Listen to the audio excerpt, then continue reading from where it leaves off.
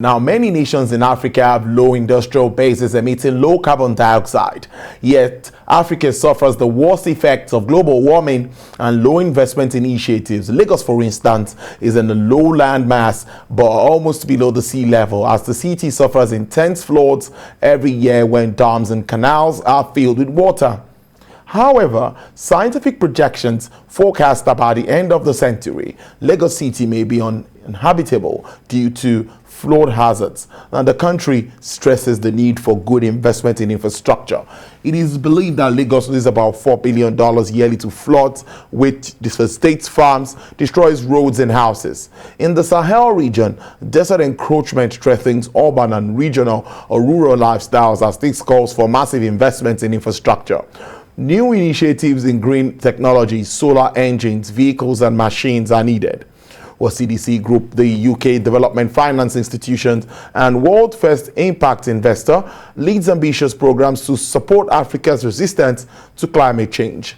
The group advocates urgent and massive urban and rural infrastructure in roads, clean transport, waste disposal and electricity. The whole idea is to achieve clean investments and zero emission of carbons by 2050. Joining me now via Zoom to talk more about this is the Head of Office and Coverage Director, Nigeria CDC Group, Mr. Benson Adenuga. Good afternoon, Mr. Adenuga. It's really good to see you. Good afternoon. Thank you very much for having me. Yes, the African Group of Negotiators on Climate Change, which is an alliance of African states, will represent and negotiate the continent's common agenda at COP26, the UN Climate Change Conference in Glasgow. But at the top of this agenda is how to finance and all the upgrades we will have to make to adapt to changing climate. Now, CDC has been investing in Nigeria and across the continent for over 70 years as a long-term development partner to our country. What areas is the organization focusing on to support our nation's resilience in the face of climate change? Thank you very much. As you rightly pointed out, climate change is a significant issue globally, not just in Nigeria, but again, as you pointed out, developing countries like Nigeria tend to bear the brunt of climate change a lot more than developed worlds actually is able to do. In Nigeria today, as you rightly pointed out, you have seen extreme weather events happening in Nigeria. In the past few weeks, we saw how Lagos was flooded. I was in Ikoyi at that time, and I haven't seen flooding in Ikoyi that much in recent times. In addition to that, you go to the north, we are seeing a lot more extended dry season, and we are seeing droughts in another part of Nigeria. This has significant implication for sectors like agriculture and others as well. And this is the reason why for CDC, we are taking the issue of climate change very, very important. And as a result, we have come up with a climate strategy, which is composed of three main pillars at CDC. The first pillar is that by 2050, CDC wants to achieve a net zero in our portfolio. The second one is around really helping our businesses to be able to achieve resilience and to be able to adapt to the new environment in which we find ourselves. And lastly, there is inevitable change and transition that will take place because of our response to climate change. We do think that there is a need for just transition in terms of how we help communities and individuals to be able to respond to the impact of climate change. That is the third pillar. If I can just talk very briefly about what we're trying to do in each of these areas. First of all, in terms of net zero by 2050, we're not going to start working on this in 2049. We actually need to start now, because the impacts on climate that we're seeing today did not happen yesterday. They came about because of events over the past several decades. And therefore, we are putting in place a number of measures to ensure that by 2050, our portfolio will have a net zero emission. And how are we doing that? First of all, Over the past 4 years, CDC has invested $1 billion in climate finance, in Africa and in South Asia. And every year, we are committed to ring fencing 30% of our investment for Africa. That's about $1 billion every year. That is being earmarked for climate finance. And in addition to that, every single investment we look at these days, we really look at the extent to which they are aligned with the Paris Agreement and the extent to which they are positive for the environment. And because of that, there are sectors that we have stopped investing in. For example, coal. For example, even upstream, oil and gas is something that we have to look at because of the impact of this. That is really looking at, net zero and how we plan to get there. In terms of adaptation and resilience, as I mentioned earlier, it's becoming very clear the impact that climate is having on our environment. If you take agriculture, for example, you realize that the largest number of employers in our economy is agriculture. And who are the people who are doing it? They are basically, small-scale farmers. In addition to that, businesses are going to be affected. How do we help these businesses to be able to adapt and become more resilient? There will be need for investment in new technologies. There will be need for investment in renewable energy. There will be need for investment in manufacturing in a way that ensure that there is low carbon impact of manufacturing. And in doing all of that, you need patient capital to be able to support businesses while they go through this adaptation. In addition to that, businesses need to prepare for the new world that we're going into, where the impact of climate is a lot more significant. And lastly, as I mentioned before, there will be impact on communities. As countries, you mentioned COP26, as countries make commitment about how they are going to ensure that they comply with the Paris Accord and the commitment that they make, there will be changes that businesses need to make, and those changes may affect individuals in negative ways.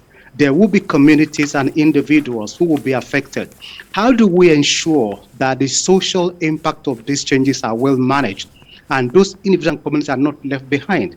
That is the third element of our strategy. So as far as CDC is concerned, we have these 3 pillars and we are implementing that, and we're putting our money where our mouth is by ensuring that 30% of our investment every year for the next 5 years is earmarked specifically for climate finance.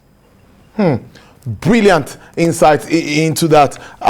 Let's move now to, despite having the large amount of fresh water covering the surface of more than 20 million hectares, our country is highly vulnerable due to declining water flow into dams as a result of lengthening dry seasons and increased flooding incidences. The agricultural sector's sensitivity to the climate and its high reliance on rainfall and water resources makes Nigerian farmers and the economy extremely vulnerable to climate change. Now, let's ask for specific interventions or what investment opportunities are CDC identifying as solutions to improve the agricultural sector's preparedness and, of course, ability to adapt to this change. Yeah, as I mentioned earlier, the agricultural sector is the largest GDP contributor in Nigeria. And as you rightly know as well, a lot of the farmers are really small-scale farmers. And that is really one of the main concerns that CDC has as a financial institution, because if you want to foster development, the impact on the smallholder farmers is going to be very significant. And as you know, we're only trying to develop a social safety system. This is the reason why climate-smart agriculture is one of the key areas that CDC is focusing on. And in doing this, we adopt a variety of approaches. There are investments that we make to really support the agricultural sector in a climate-smart way. In addition to that, we also partner with a number of investment firms, be they private equity firms who are focused on the agricultural space, or you are looking at tech-enabled businesses that our venture capital funds are supporting. And in doing that, we provide long-term patient capital to be able to support these various parties that I've mentioned. One example I can give you on how we are trying to do this is a recent investment that CDC made in a company called ETG. ETG is supporting 550,000 smallholder farmers, across our continent. And what we have done really is to support ETG because they are really focused on the target market for us, the small-scale farmers. And they do this in two ways. When you look at critical agricultural inputs, fertilizers, and the like, ETG supply this directly to the farm gate so that the smallholder farmers have the resources they require to be able to produce and be more productive. In addition to that, they also actually connect smallholder farmers to the global, supply chain by actually picking up produce from the farm gate. So to be able to support a company like ETG, we invested $100 million to be able to support them. In addition to that, there are other funds like the Fertilizer Food Fund 2 that CDC supported. And essentially, Fertilizer Food is invested in the agricultural value chain. They are looking at, things like, supply, production, food processing. And by supporting them, they actually enable Fertilizer to support these small-scale farmers through their various initiatives. In addition to that, forestry is extremely important when you are looking at climate change.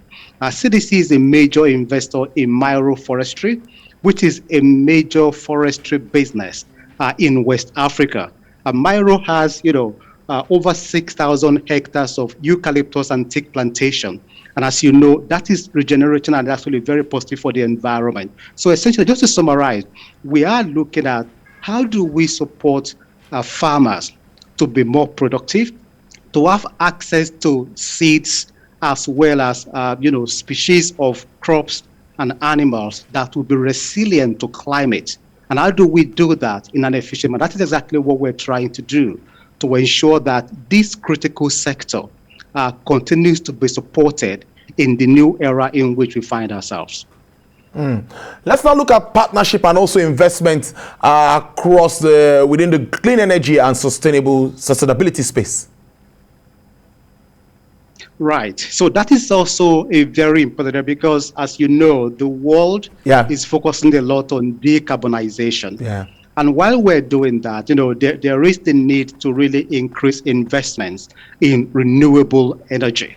And CDC is a leader in making investment in renewable energy, across Africa and South Asia.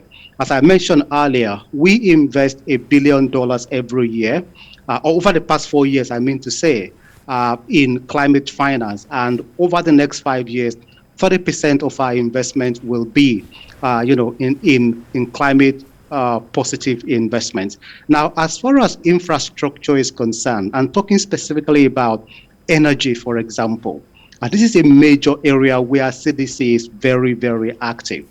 We have a power platform called Globelec. That company is owned 70% by CDC.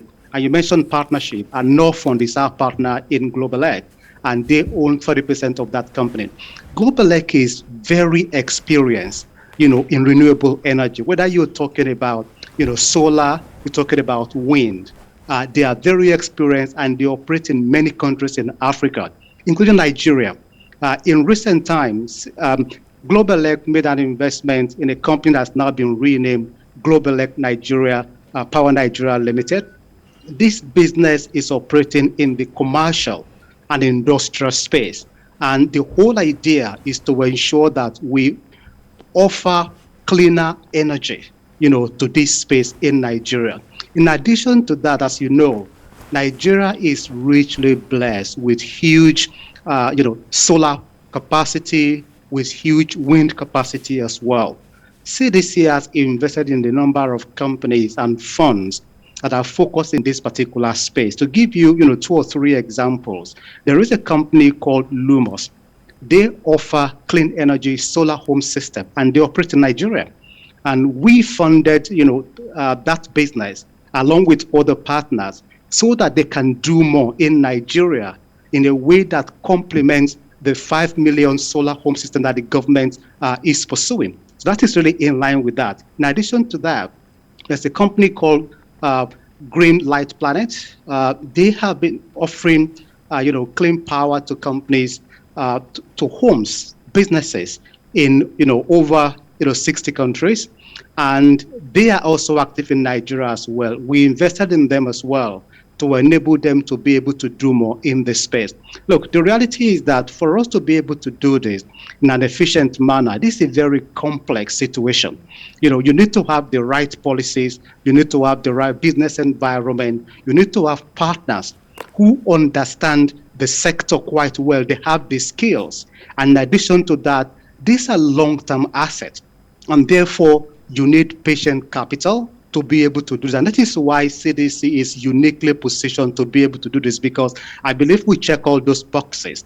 We have the experience, we have the patient capital, we have the skills, we have the partners. And therefore, we are looking at how we can support Nigeria to be able to do more in this space, especially as we focus on decarbonization in Nigeria as well. Now, let's wrap up on this note with the federal government's estimates that Nigeria needs about $400 billion to meet its energy demands. How can development finance institutions such as CDC Group contribute to overcoming the bottlenecks that, of course, hinders our country's ability to bridge its infrastructure gap and, of course, bring electricity to the people excluded from energy access? Yeah, that's a very important point you have raised. When you look at the current capacity that Nigeria has in power generation, honestly, we all know it's grossly inadequate. And when you look at the sector today, there are a number of issues, affecting the sector, which is really hindering that sector from growing and from being able to benefit from available capital, around the world that are looking to do more in Nigeria. So as far as we are concerned, we see this as an holistic approach that needs to be employed before we can solve this problem. As I mentioned earlier, you need to start from the area of the environment in which businesses are going to operate. As you know, the power industry, is actually long dated. When you look at the power plant, they operate for decades. And therefore, when you are looking for investors who are going to come to invest in that particular space, they need long-term focus, long-term capital. And therefore, clarity on the business environment, clarity on regulatory environment is very important. And in doing that, we engage with a number of partners, in engaging with the government, in engaging with key stakeholders, to be able to address this issue and highlight what investors are looking for to make the power sector in Nigeria an attractive investment destination for them, on the one hand. In addition to that, I did mention the issue of partnership in dealing with this. We are working with a number of other partners, other development finance institutions, the World Bank, the IFC, in trying to see how do we really support, energy efficiency, across emerging market, and with particular focus on our market of interest, which is Africa and South Asia. And those engagements are going on, and we're trying to see how we do more of that. I did mention some of the investment we have made already. These are really trying to support this area. And lastly, just to indicate that because we invest our balance sheet and we don't have a time fund life constraint, we are able to provide long-term capital, to the energy sector. We are currently engaged at the moment, looking at a number of opportunities, but the environment needs to be supportive for us to be able to follow through on this investment. But I believe that CDC is really a well-suited partner for Nigeria as we try to grow renewable energy and decarbonize. Head of Office and Coverage Director, Nigeria CDC Group, Mr. Benson Adenuga, thank you very much for your time on the show. Really appreciate this. Thank you for having me.